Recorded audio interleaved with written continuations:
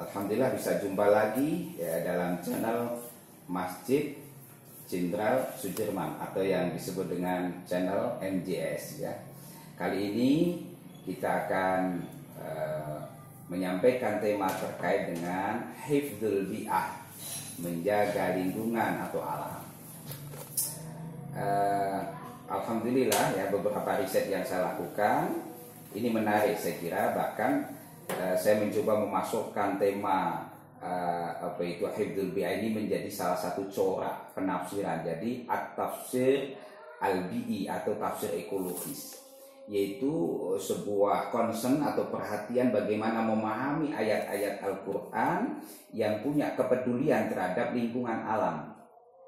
Nah, oleh sebab itu ini penting sekali. Mengapa hifdzul bi'ah ini atau menjaga lingkungan alam ini perlu kita lakukan. Nah, kalau bicara tentang alam mengacu kepada Quran, maka setidaknya ada term-term yang bisa kita rujuk.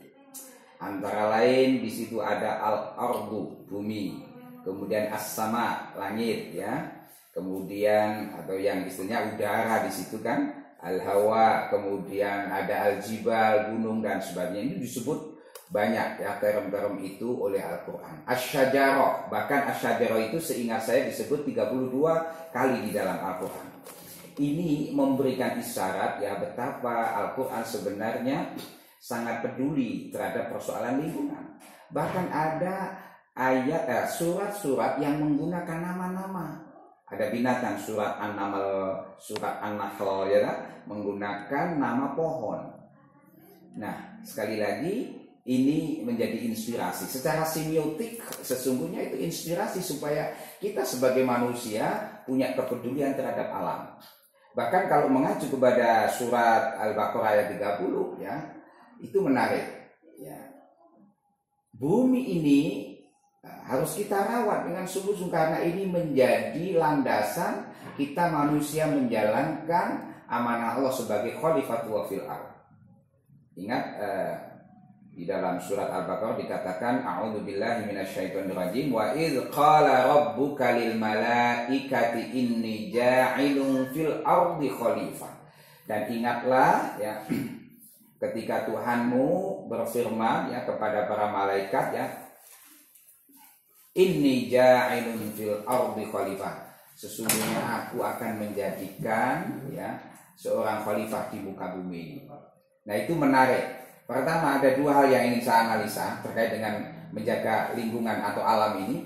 Di situ Tuhan katakan fil ardi, di bumi, bukan alal ardi, bukan pakai ala. Itu punya faedah makna ya dalam teori tafsir, bahwa fil ardi itu artinya part of the earth, bagian dari bumi. Jadi manusia itu bagian dari bumi. Kalau pakai alal ardi itu akan membawa kesan manusia akan mengeksploitasi bumi, dan ini tidak boleh. Satu, manusia sesungguhnya adalah bagian dari bumi, maka jangan rusak bumi. Alastum yakni khuliqtum min turab, bukankah kalian diciptakan dari bumi? Wa masyaitum ala turab, kalian juga berjalan di atas bumi. Wa dufintum fit turab, dan kelak nanti kalian juga akan dikubur di dalam bumi.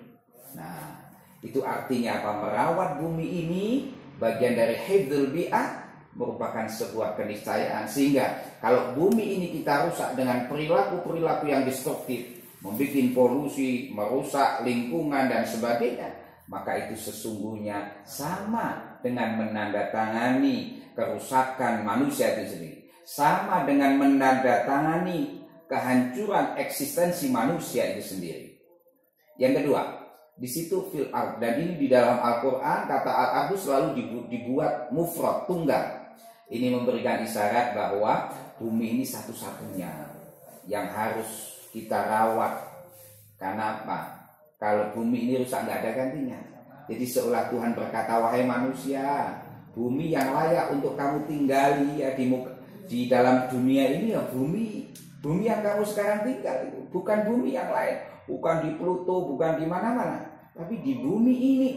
Sehingga kalau satu-satunya bumi ini kamu rusak, kamu tentu tidak lagi bisa tinggal di bumi. Nah, maka sekali lagi kesadaran ecological consciousness kesadaran ekologis, merawat bumi, merawat lingkungan, ya, itu menjadi sangat penting dalam kehidupan ini, dan ini bagian dari komitmen keberagaman kita.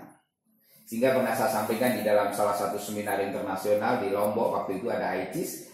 Dari riset saya lalu berargumen mengatakan, man sahhat aqidatuhu sahhat muamalatuhu ma'al bi'ah. Barang siapa yang benar keyakinan agamanya atau akidahnya, maka akan benar pula interaksinya, muamalahnya dengan lingkungan. Maka jadikan lingkungan sekitar kita ini seperti tetangga, di manzilatil jar, seperti tetangga. Kalau lingkungan sekitar kita ini kita perlakukan seperti tetangga, itu maknanya apa? Kita harus baik dengan tetangga.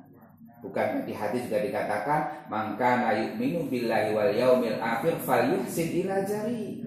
Siapa yang mengaku beriman kepada Allah dan hari akhir, hendaklah dia berbuat baik kepada tetangganya. Tetangga kita yang sesama manusia, oke, betul. Ya, ada kanan kiri, depan belakang. Tetapi ada tetangga yang lebih luas, yakni lingkungan alam kita. Kalau kita ramah kepada alam, maka insya Allah alam pun akan ramah kepada kita.